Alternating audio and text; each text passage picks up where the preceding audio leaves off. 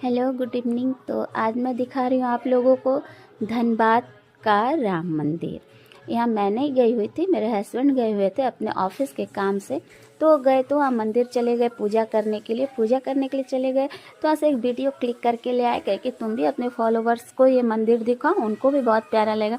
तो भाई जो जो झारखंड से है मेरे फॉलोवर्स तो वो लोग तो जानते ही होंगे, लेकिन जो नहीं जानते हैं वो देखिए और दर्शन कीजिए श्री राम का, माता सीता का। काफ़ी अच्छा मंदिर है। ये बोले कि नेक्स्ट ट्रिप चलेंगे तो तुमको और मन्नू को भी लेके चलेंगे। तो भाई मैं और मन्नू भी नेक्स्ट ट्रिप में चलेंगे। और देखिए कितना बड़ा सा मंदिर है, कोई छोटा सा मंदिर नहीं, बहुत बड़ा सा मंदिर है। और प्रतिमा भी बहुत भव्य है, मंदिर भी बहुत बड़ा है।